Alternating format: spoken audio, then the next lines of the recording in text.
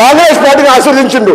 ఈ మాటలు హరీష్ రావు గారు నేను చెప్తున్నా, మీకు సభ మీద ఏమాత్రం గౌరవం ఉన్నా, తెలంగాణ ప్రజలు, తెలంగాణ రాష్ట్ర ప్రజల మీద ఏ గౌరవం ఉన్నా, సభ్యుల సంస్కారం మీద గౌరవం ఉన్నా, బేషరతుగా మీకు క్షమాపణ చెప్పాల్సిందే. మీ ప్లేస్లో నేను చెప్తా. మీకేం కొమ్ము, మీరేం కింద పడిపోరు, మీ కిరీటం ఏం పడిపోదు. కానీ ఆ మాట అనడం మాత్రం మీలాంటి వ్యక్తి. ఇంకెవరన్నా అంటే కొత్త సభ్యుడు అంటే మేము బాధపడేటం కాదు, పడుచుకున్నాడు. కానీ హరీష్ రావు గారు అంటే ఉద్యమకారుడు, మంచి పేరుంది, మీరందరం కూడా గౌరవిస్తాం. ఏం భాష అధ్యక్ష, తెలంగాణ సమాజం మొత్తం మన మీద ఎన్నో ఆశలు పెట్టుకొని ఈ తెలంగాణ రాష్ట్రం కోసం 1000 మంది యువకులు ఆత్మ బలిదానం చేసి ఈ సభ నడుస్తుంటే బ్రహ్మాండంగా వాళ్ళ సమస్యల కోసము మాట్లాడే ఒక మంచి పద్ధతిలో మాకు చెప్పాలి. కానీ మీకు ఎప్పుడు అధికార హోదాలే కావాలి, ప్రతిపక్షం వద్దు అంటే ప్రజలు ఇచ్చిన తీర్పును కూడా గౌరవించకుండా మంచిగా బ్రహ్మాండంగా పనిచేస్తుంటే ఇచ్చిన హామీలు కూడా అధ్యక్ష గౌరవ ముఖ్యమంత్రి గారు రేవంత్ రెడ్డి గారి నాయకత్వంలో ఈరోజు ఇచ్చిన హామీలు కూడా ఒకరి తర్వాత ఒకటి అంటే ఉచిత బస్సు ఇవ్వడం తప్ప, రైతులకు రుణమాఫీ చేయడం తప్ప, కరెంట్ ఇవ్వడం తప్ప, మన బడి పిల్లలకు మెస్సార్లు పెంచడం తప్ప ఇన్ని మంచి పనులు చేస్తుంటే వీళ్ళ కడుపుల మంట జీర్ణించుకోలేక ఈ విధంగా మాట్లాడుతున్నారు. ఇది అన్యాయం అధ్యక్ష, ఇది క్షమించడం చేయడం. నేను చెప్తున్నా, మీరు ప్రతిపక్ష హోదా కూడా కోల్పోతారు. మర్యాదగా మాట్లాడకపోతే కనీసం మాకు ప్రతిపక్షం లేకుండా ప్రజాస్వామ్యాన్ని కూలి చేసిన వ్యక్తులు వీళ్ళు మాకు దొంగనే అంటే ఎవరు దొంగ?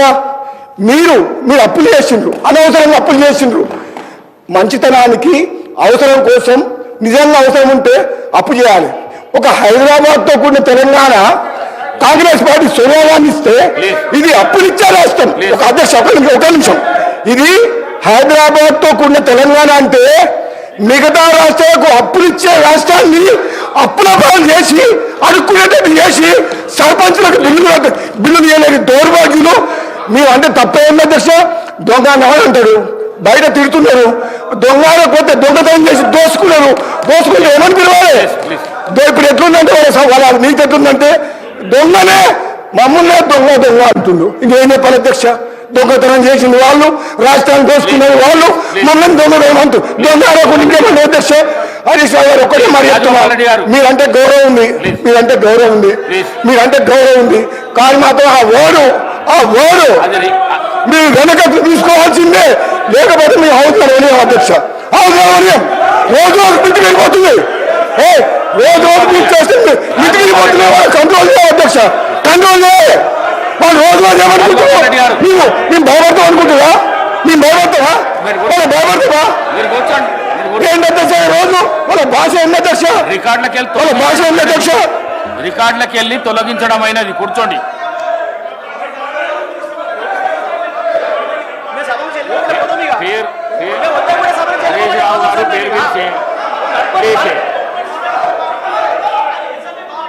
చలో హరీష్ రావు సార్,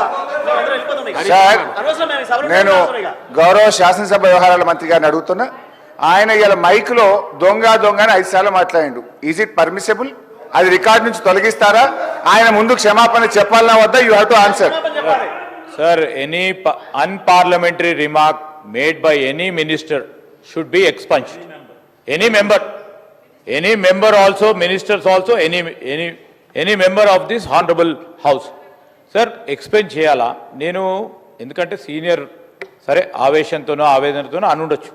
సార్ వారు మైక్లో మాకైతే వినబడలేదు. సార్ వినండి, మైక్లో మీరు చెప్పారు కదా పెద్ద హృదయంతో you can take back sir. What is nothing wrong in it. Sir we are not disputing.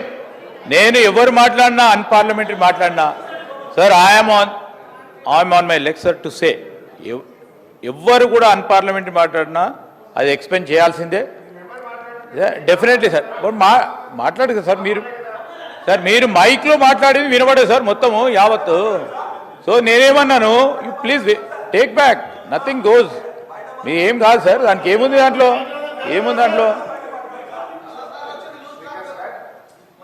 ఇప్పుడు శ్రీధర్ బాబు గారు రెండు వైపులో చెప్తే బాగుంటుంది. అటువైపు ఎవరైతే దొంగ అన్నారో వాళ్ళు వెనక్కి తీసుకుంటే నేను వెనక్కి తీసుకోవడానికి అభ్యంతరం లేదు.